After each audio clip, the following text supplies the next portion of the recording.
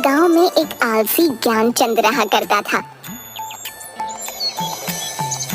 वह रोज सुबह उठता, पूजा करता, खाना खाता और सो जाया करता, जिसकी वजह से उसकी पत्नी बहुत परेशान रहा करती थी। एक दिन ज्ञानचंद भरी दोपहरी में अपनी झोपड़ी में सो रहा होता है।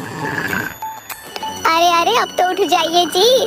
दैया रे दैया, आखिर कब तक यूं ही सोते रहोगे? सुबह से दोपहर हो गई है जी, उठ जाइए, जाकर अपने खेत दिखाइए ना। इस बार की भी अपनी फसल अच्छी नहीं हुई है। हाँ। अरे अरे क्यों तंग करती हो भाग्यवान? है ये मेरे सोने का समय है। हाँ, मेरा राहु बता रहा है कि अभी बाहर जाना मेरे लिए शुभ नहीं होगा। हाँ, अभी खेत में जाऊंगा तो जरूर कोई अपशगुन होगा। हाँ, तुम एक काम करो भाग्यवान, मेरे लिए भोजन ले आओ, मुझे बहुत भूख लगी है। जाओ जाओ लेकर आओ भोजन। हाँ। हे भगवान, दैया रे दैया, कैसा आलसी पति दिया है मुझे, जिसे बस सोना और खाना ही आता है। थोड़ी देर पहले अभी तो भोजन किया था आपने और अभी फिर से। हे भगवान, दिन भर में कोई तो काम करते नहीं आप। हाय हाय, किस आदमी के साथ बन गई मैं। दैया रे दैया। ये देखिए जी, मैं आपके लिए भोजन ले आई हूँ, अब तो उठ जाइए ना। अरे वाह वाह, कितनी अच्छी खुशबू है भोजन की। लाओ लाओ भाग्यवान, भोजन दो मुझे। वाह वाह वाह, आज तो तुमने गुड़ का चूरमा भी बनाया है। अरे वाह वाह वाह। अरे वाह भाग्यवान, मजा आ गया।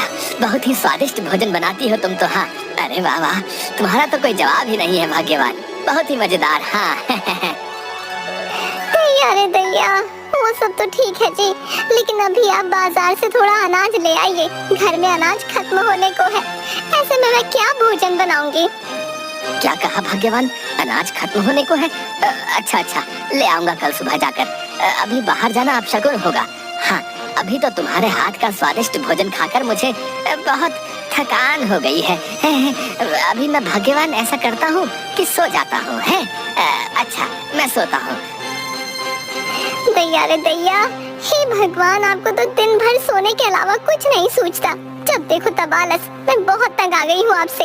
अगर ऐसे ही चलता रहा तो मैं अपने मायके चली जाऊंगी। हाँ, बता ही देती हूँ आपको।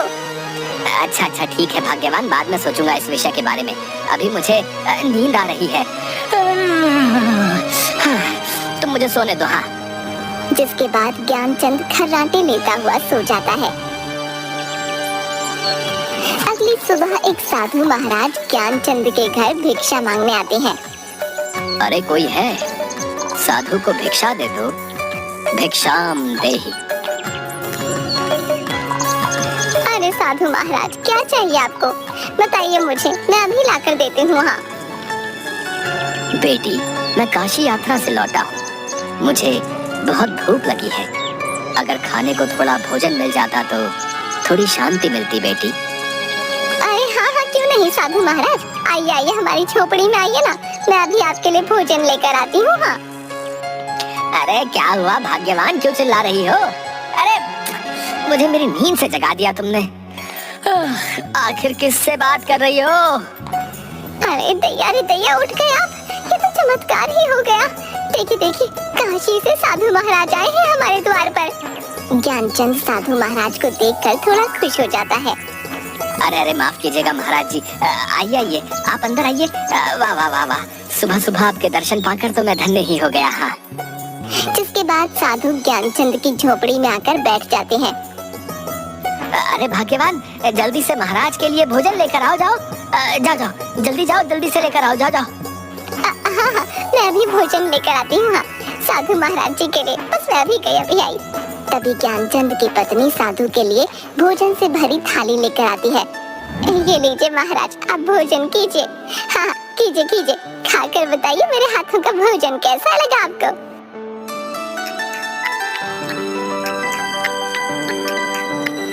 अरे वाह वाह, बहुत ही स्वादिष्ट भोजन था। मेरी तो आत्मा ही तृप्त हो गई बेटा। सच में तुम्हारी पत्नी के हाथों में तो माँ अन्नपूर्णा का स्वाद है। बेटी बहुत खूब, मैं बहुत खुश हुआ। इसलिए तुम कोई भी मुझसे एक इच्छा मांग सकती हो। तभी ज्ञानचंद ये सुनकर खुश हो जाता है। क्या सच में महाराज आप मेरी एक इच्छा पूरी कर सकते हैं? अगर ये सत्य है महाराज तो मुझे वरदान दे दीजिए कि मुझे जीवन में कभी कोई कार्य ना करना पड़े महाराज। मैं पूरा जीवन आराम करके ही बिताना चाहता हूँ। हाँ। ये बात सुनकर साधु महाराज थोड़ा हैरान हो जाते हैं। ये तुम क्या बोल रहे हो बेटा? ये मनुष्य जीवन है। मनुष्य को अपना जीवन व्यतीत करने के लिए अपने दैनिक कार्य तो करने ही पड़ते हैं। तुम्हारी ये इच्छा सृष्टि के नियम के विरुद्ध है बेटा। महाराज आपने कहा ना कि आप मेरी एक इच्छा पूरी कर सकते हैं, तो मैंने आपको अपनी एक इच्छा बता दी महाराज। अगर अब आपने मेरी इच्छा पूरी नहीं की तो ये आपके बोले गए शब्दों का अपमान होगा महाराज। हाँ। तभी ज्ञानचंद की ये बात सुनकर साधु थोड़ा सोच में पड़ जाता है।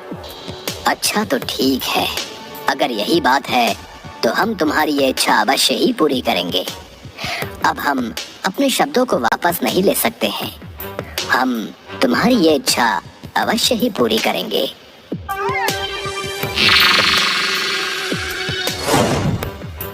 डरो मत, ये जादुई राक्षस है। ये तुम्हारी हर इच्छा पूरी करेगा।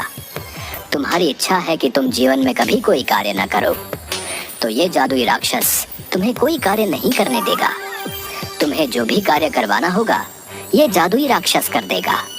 लेकिन याद रखना, इस जादुई राक्षस को तुम राक्षस उसे बहुत शीघ्र ही कर लेता है। आज तो मेरे पास उसे देने के लिए कोई काम भी नहीं बचा। अब ऐसे में तुम ही बताओ मैं क्या करूं? लगता है आज तो मुझे वो राक्षस खा ही जाएगा। हाय भाग्यवान, अब मैं क्या करूंगा? अब तो मैं तुम्हें छोड़कर उस राक्षस के पेट में जाने वाला हूँ। हाय हाय हाय। दैया रे दैया, आप चुप हो जाइए जी। मैंने आपसे कहा था वो जादुई राक्षस बहुत भयानक है, लेकिन आप चिंता मत कीजिए।